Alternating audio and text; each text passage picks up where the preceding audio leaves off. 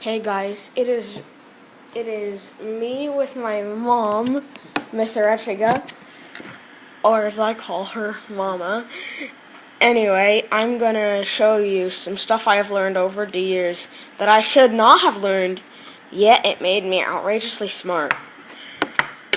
I'm just gonna start with a simple problem: 180 times. Wait, no. Where's the eraser? Where's the eraser? Oh, that's the eraser. Okay. Tap back on that. So 180 times 73. 3 times 0 is 0. 3 times 8 is 24. 3 times 1 is 3 plus 2 equals 5. Then we put a 0 on there. 7 times 0 equals 0. 7 times 8 would be 14 equals plus 14 equals 28, and 28 plus 28 equals 56. So we put a 6 and then a 5 up here. 7 times 1 equals 7, plus 5 equals 12. So then we add 540 plus 12,600. So 0 plus 0 is 0. 4 plus 0 equals 4. 5 plus 6 equals 11. 1 plus 2 equals 3. And then there's a blank 1 space. So 180 times 73 is 13,140. I'm going to check my answer on the calculator. Now, you can pause to check my work if you want to.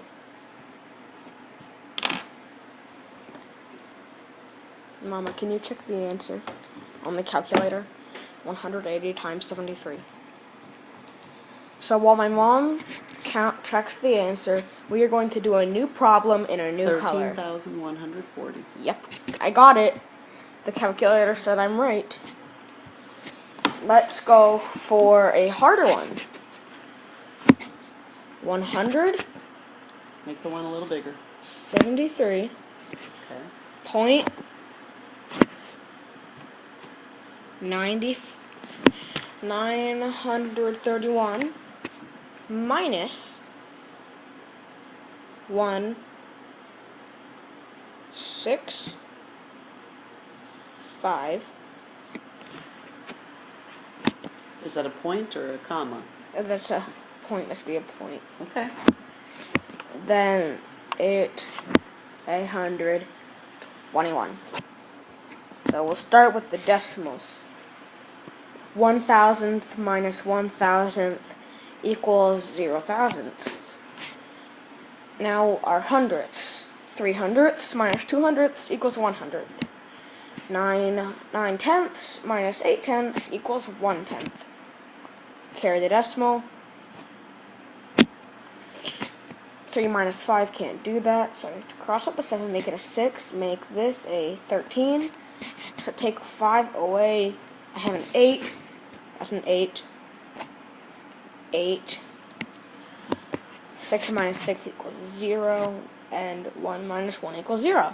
So 173.931 minus 165.821 equals 8.110. Can you check that, Mama? It's 173.931 minus 165.821. 173.931 minus 165.821. 8.11? Yep. I got 8.110. That's correct. You can always add extra zeros afterwards. I know, but not before, because that'll change the value. Exactly. Now let's go to stuff that I wouldn't have learned anyway. You gonna teach them logarithms or something? Or, ooh, radicals.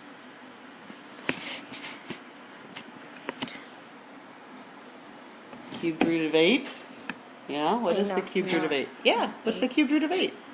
Wait, that's cube root. Yes, that's a cubed root. Okay, that's What's the cubed root of 8? Yes.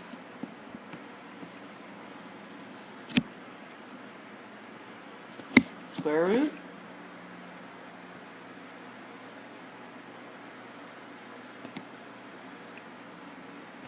Square root of 15? 15 doesn't have a perfect square root. well, I can do decimals and fractions. Do you know the decimal value for the square root of 15? I can do it. You can't just chop in half, man. Oh well, then I wouldn't do that. No, you could do the square root of 16. You could do the square root of 49. I'm going to do Square root of 25. 110. That does not have a perfect square root either, honey. Dang it. Fudge cakes. What numbers are perfect squares? Yep, 100 has a perfect square root. Yes. What's the sign for multiplying like a cubing, not cube root? Well, it's not really multiplication. It's like if you want to cube a number, Yeah. you write it as a tiny little superscript as an exponent. Oh, okay. And that tells you to multiply 3 2's together. Times 2 equals 4 times 2 equals 8. Which means Oh, I that see what you're doing. Okay, hold on.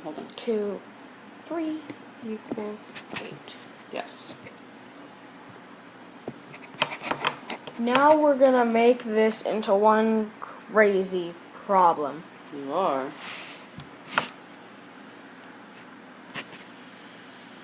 A right triangle?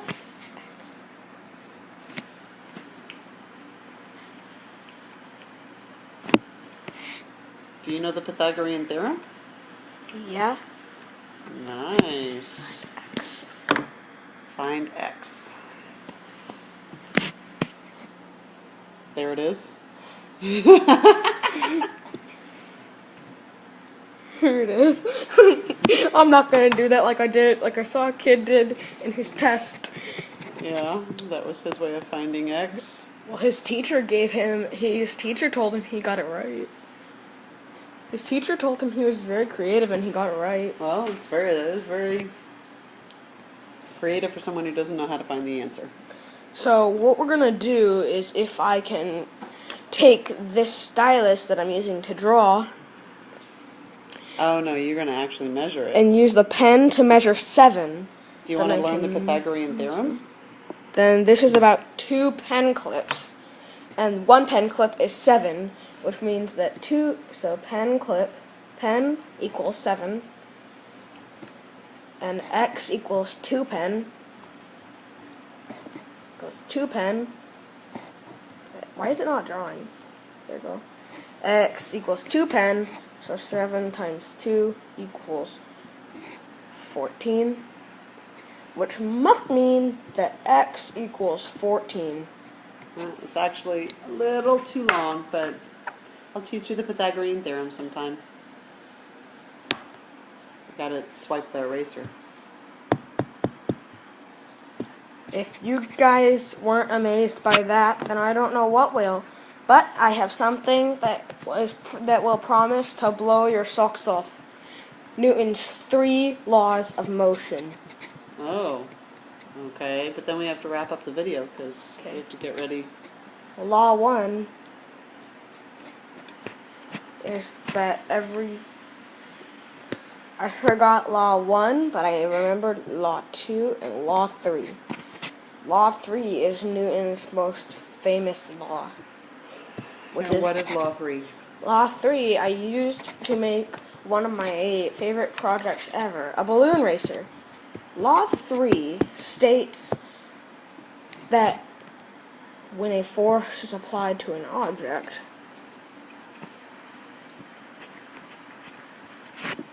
there is an equal Equal and opposite.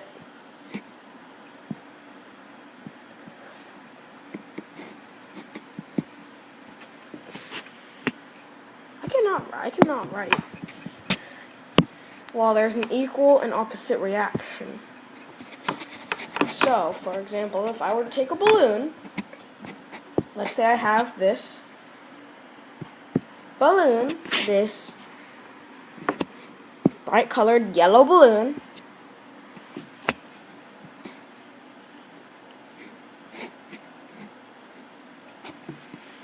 it's filled with air, and I let it go. So air will rush out this way, which has an equal force. But the reaction is the balloon goes this way.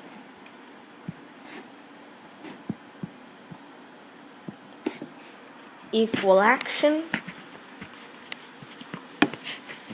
Equal action. Opposite.